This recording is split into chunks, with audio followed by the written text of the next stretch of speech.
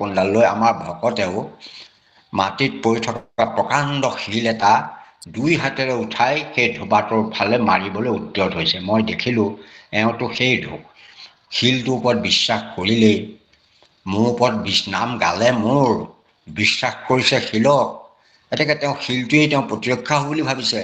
সেইকাৰণে মই আৰু গুচি আহিলোঁ, কাৰণ মোৰ কাম নাইকিয়া হৈ গ'ল। এতিয়া আমাৰ কথাবোৰ তেনেকুৱাই, মত বিশ্বাস কৰাৰ লগে লগে, সেই শিলটোত বিশ্বাস কৰাৰ লগে লগে হৃদয়ত থকা ঈশ্বৰ দূৰলৈ গুচি যায়, দূৰলৈতো বিদুৰন্ত ঠাই। কিন্তু তাৰ পাছতে ক'লে দূৰতে বোলে অহংকাৰ থাকন তেওঁ, ইয়াত আকৌ অহংকাৰ থাকিব নালাগিব সেইবোৰ কৰ্ম কৰিবলৈ। তাত শেষত ক'লে যে অহংকাৰ থাকন্তেও সাক্ষাতে কৃষ্ণক পাৱে শ্ৰৱণ কীৰ্তন ধৰ্ম যাৰ। ভকতসকলত অহংকাৰ থাকিলেও ভগৱন্তক পাব, এইটো কম কথা নহয়। কিন্তু কৰ্মযোগ সাধন কৰিবলৈ হ'লে মনৰ পৰা অহংকাৰ নাইকিয়া কৰিব লাগিব। সেইটো কৰ্মযোগ কৰিবলৈ তন্ত্ৰবিধিয়ে কওক, বেদবিধিয়ে কৰক, কৰ্ম কৰিবলৈ হ'লে অহংকাৰ শূন্য হ'ব লাগে। কাৰণ এইটো ভাগৱতত এই আগৰাকীয়ে পঢ়ি কৈছে, যিটো নিয়মিলে মনত তেজি অহংকাৰ, ইটো কৰ্মযোগত তাৰে সে অধিকাৰ, সেইজনেহে সেইটো কৰ্মযোগ কৰিব পাৰিব। কিন্তু শ্ৰৱণ কীৰ্তন ধৰ্মত যিসকলে ধাৰণ কৰিছে, পালন কৰিছে, ভগৱন্তৰ গুণ নাম লীলাজক চৰিত্ৰ শ্ৰৱণ কীৰ্তন কৰিছে, তেওঁলোকৰ অহংকাৰ তেওঁলোকৰ অহংকাৰ থাকিলেও মনত সাক্ষাতে কৃষ্ণক পাৱে শ্ৰৱণ কীৰ্তন ধৰ্ম যাৰ। এতেকে সেই সিদ্ধান্ত দিলে, এতেকে ভকতসকলে অহংকাৰ থাকিলেও ভগৱন্তক পায়। সেইকাৰণে ভক্তিটো সমস্ততকৈ শ্ৰেষ্ঠ। গুৰুজনাই সেইকাৰণে আমাক ভক্তি মাৰ্গৰ কথাটো কৈছে। তাৰ পাছতে এতিয়া আবে অভিমত যেন পুচুহু আমাত শুনি ৰাজা কহিলন্ত কৰি জোৰ হাত। এতিয়া অভিমত মানে যেন পুচুহু আমাক মানে ক'বলৈ কৈছে। তেতিয়া ৰজাই মানে কথাটো ক'ব হাতযোৰ কৰি মানে কৃতাঞ্জলি কৰি কথাখিনি ক'বলৈ লৈছে। কৃষ্ণ আই যাওকচোন। কৃষ্ণ কৃষ্ণ কৃষ্ণ। এ ৰাম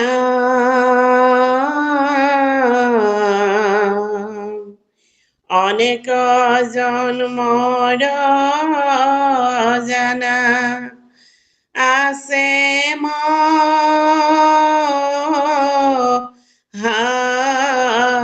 ভাগ,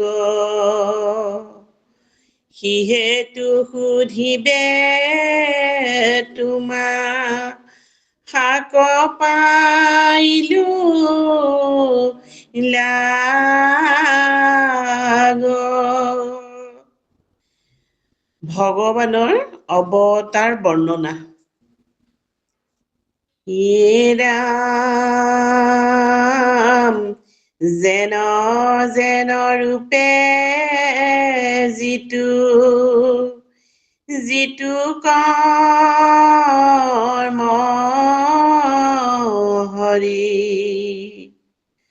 অকৰিলা কৰন্ত কৰি বন্তয় তৰি শুনিবাক ইচ্ছা আছে কহিও তাকে ভিতহেন বুলি মোক যদি দয়া থাকে।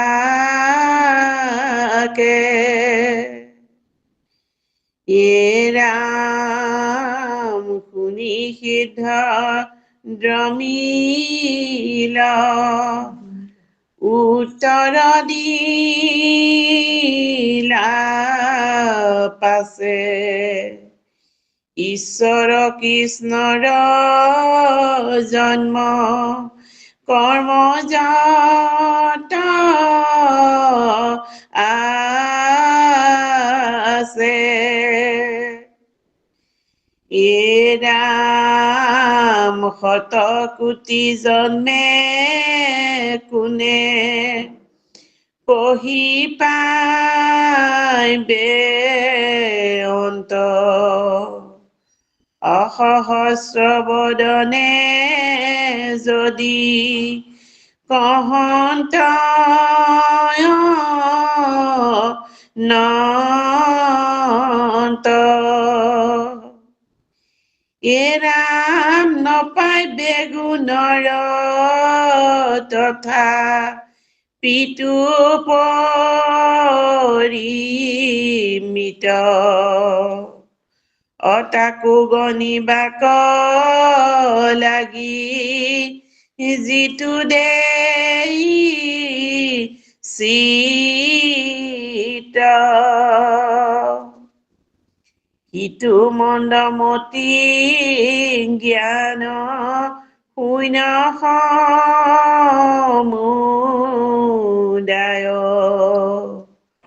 অসাগৰকো কাঠি দিয়া জুখিবাক চায় পৃথিৱীৰ ধূলি যিটো গণেক দাসিত অকৃষ্ণৰ গুণক সিটো নপাৰে গণিত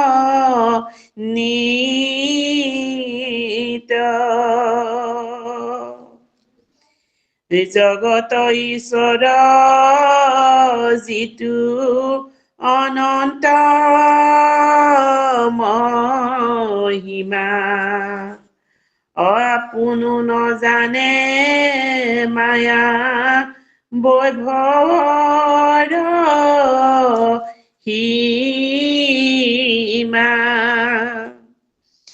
এৰাম গণি সংখ্যা কৰি বেশ কতিয়া আছে কাত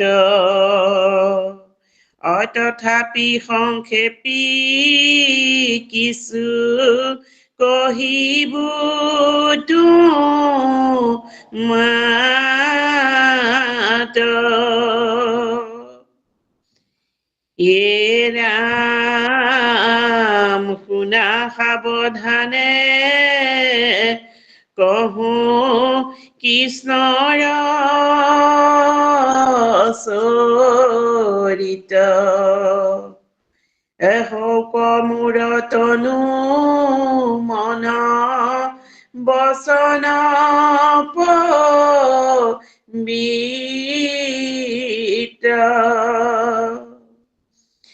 এৰাম কৃষ্ণ কথা শুনা সবে সদে এগিহে থাকি খায়া দয়া পৰম সুখদে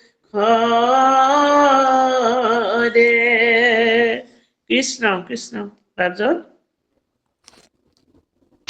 কৃষ্ণ কৃষ্ণ কৃষ্ণ এয়া গুৰুবাণী চলি আছে। ইয়াৰ আগত আমাৰ এগৰাকীয়ে পাঠ কৰিলে।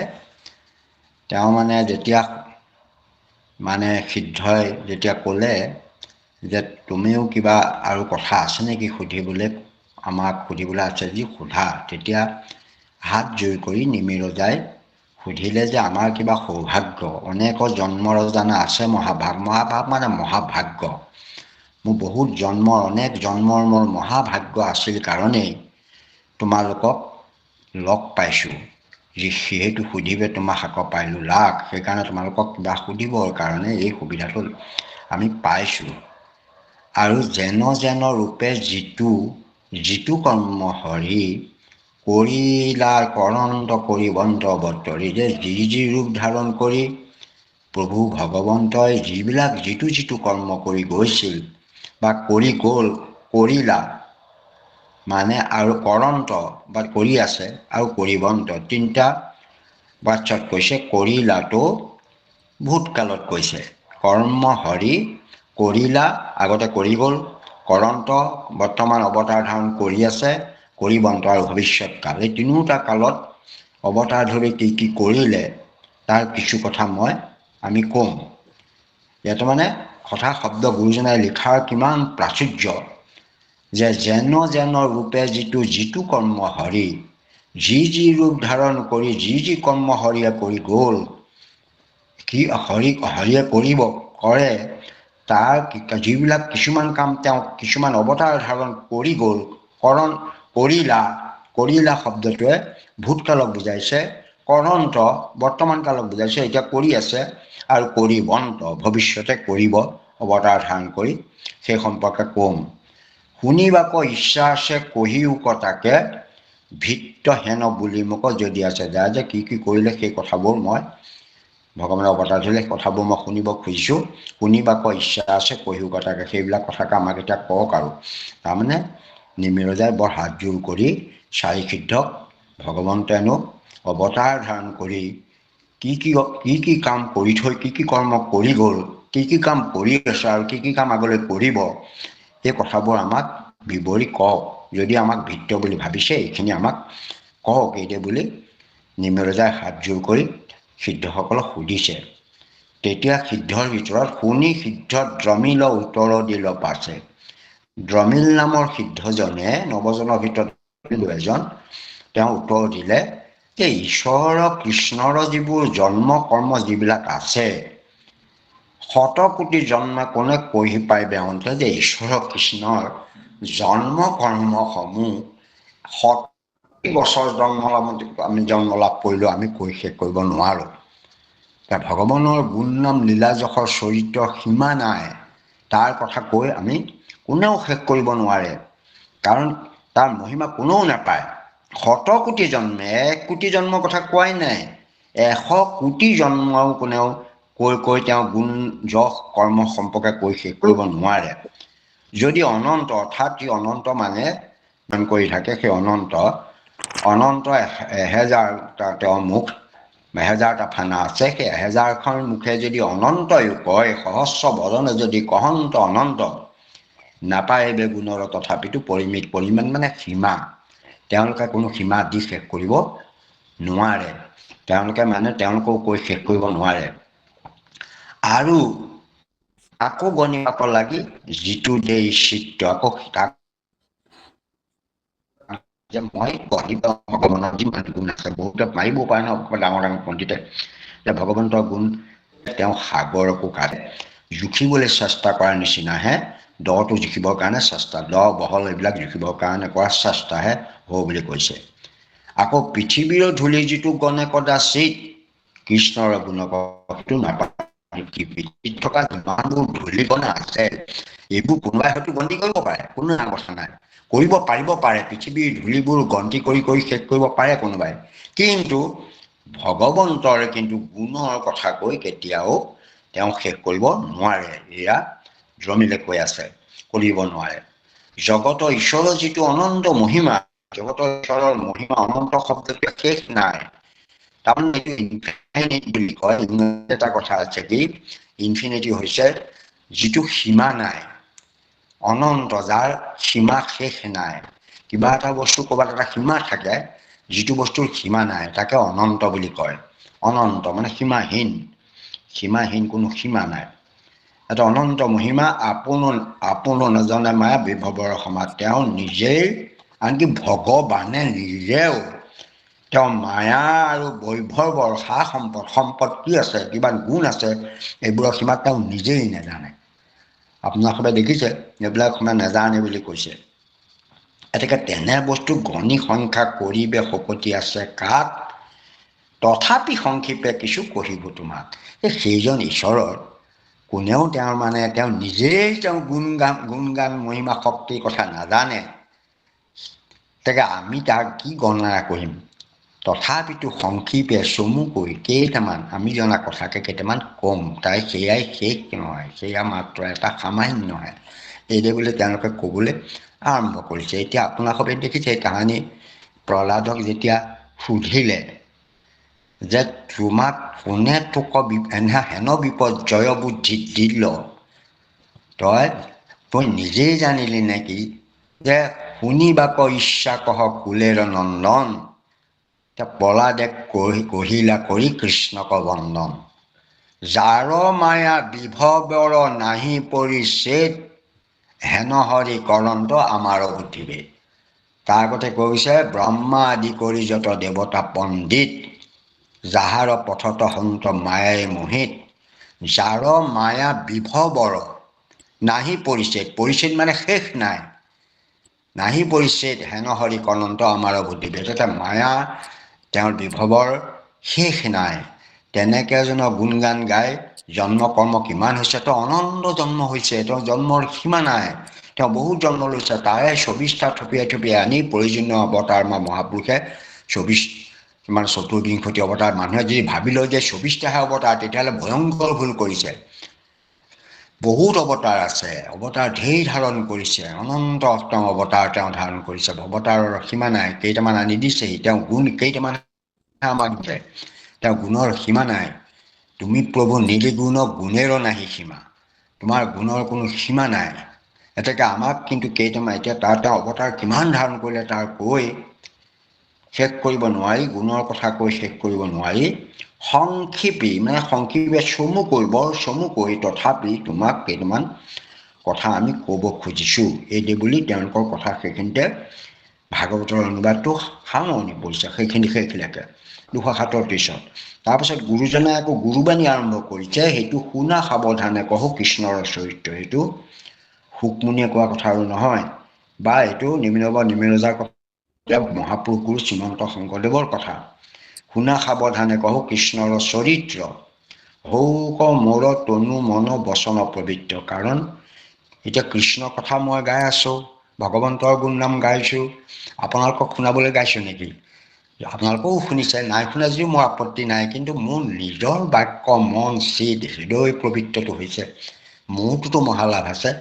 এনেকৈ সেই কথাটোকে এতিয়া কৈছে যে হৌক মোৰ তনু মন বচন পবিত্ৰ। কৃষ্ণ মানে শংকৰদেৱে কৈছে যে কৃষ্ণৰ চৰিত্ৰ তোমালোকে শুনা, কাৰণ তোমালোকে শুনিলে মই কৈ আছোঁ কথাখিনি, তেতিয়াহ'লে লাভ কি হ'ব? হৌক মোৰ মানে গুৰুজনাই কৈছে মোৰ পবিত্ৰ হ'ব, পবিত্ৰ হ'ব, মন পবিত্ৰ হ'ব, চিত্ত পবিত্ৰ হ'ব, বচন পবিত্ৰ হ'ব। গতিকে এইখিনি হৰিৰ কথা কৈ থকা মানে তাত ভাল আছে, কাৰণ এই ঈশ্বৰৰ কথাকে কৈছোঁ, মোৰ হ'ব, মোৰ মনৰ আনন্দ কাব, মই কাব কিবা এটা বুজাবৰ কাৰণে বা নিজক হেৰি কৰিবৰ কাৰণে এইখিনি কোৱা হোৱা নাই, নিজেও ওলাব। গুৰুজনাই সেইটো কথাকে কৈছে যে কৃষ্ণ কথা শুনা আবে সবে সভাসদে, গৃহে থাকি খায়া দায়া পৰম সুখত। আৰে কম কথা নহয় যে কৃষ্ণ কথা শুনাই আবে সবে সভাসদে, সমস্ত লোকসকলক কৃষ্ণ কথা শুনিবলৈ কৈছে। চিন্তা নকৰিবা, তোমালোকে ঘৰতে থাকা, বাট কৰিবাই, খোজকাঢ়ি গাড়ী মটৰ লৈ কলৈকো যাব নালাগে, গৃহে থাকি খায়া দায়া, খাই বৈ সুখেৰে থাকা, যি মন যায় তাকে খোৱা, চবৰ লগতে মিলি জুলি কথা বতৰা পাতি ফূৰ্তি ফুৰ্তা কৰি সকলোৱে তোমালোকে খায়া দায়া পৰম সুখত থাকি খালি কৃষ্ণ কথা শুনা, তাত তোমালোকে যাবলৈও কষ্ট নাই, টকাও পানী নহয়, শৰীৰতো শ্ৰম নাই। সেইকাৰণে গুৰুজনাই এটা বৰ সহজ উপায় এটা আমাক দিলে, কলৈকো এখোজ নিদিয়াকৈ, কোনো কাম নকৰাকৈ, কাটি কুন্দা নকৰাকৈ আসনতে বহি থাকি ভগৱন্তৰ পৰম নাম আমি শ্ৰৱণ কীৰ্তন কৰিব পাৰোঁ। এজনে গাব, আমি শুনিম।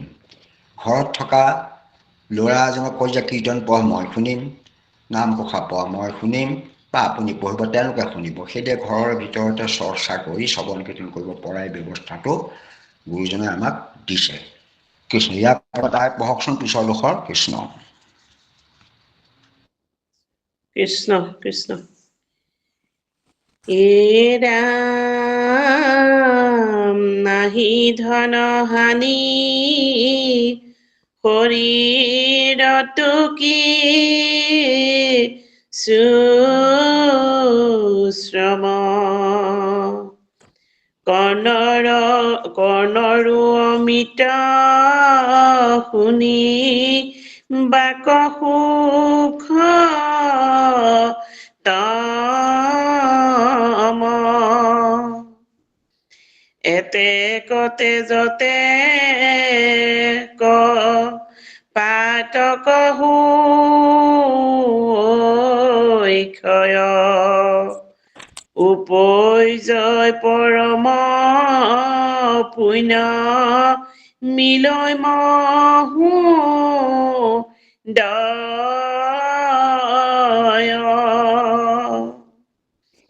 কৃষ্ণৰ চৰণে মিলয় মহাপ্ৰেম ভাৱ কি কহিবু ইটো কৃষ্ণ কথাৰ ভাৱ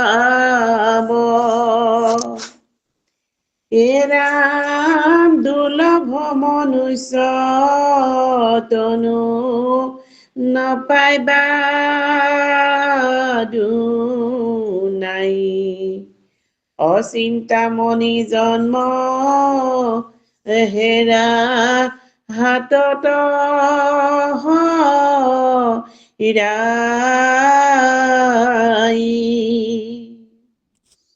ইহা কনে দেখা মায়া মোহে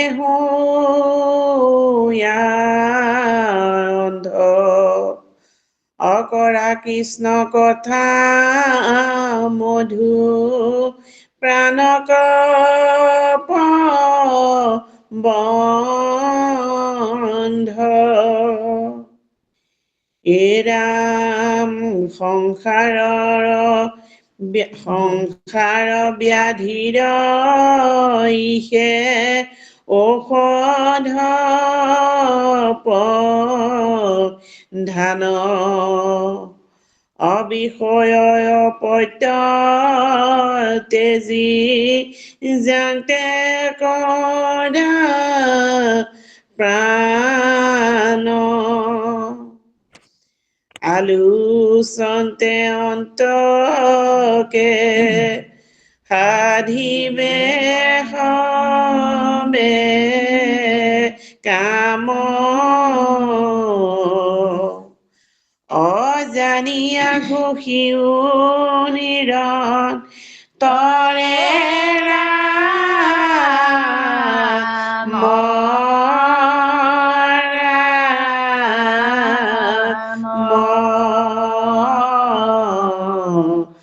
হৰি ৰাম ৰাম ৰাম কৃষ্ণ কৃষ্ণ কৃষ্ণ কৃষ্ণ এয়া গুৰুজনাই কৈছে যে ভগৱন্তৰ গুণ নাম লীলাজক চৰিত্ৰ ঘৰতে থাকি সুখেৰে খাই বৈ কোনো কষ্ট নোহোৱাকৈ এই ভগৱন্তৰ গুণ নাম শ্ৰৱণ কীৰ্তন কৰিব পাৰা।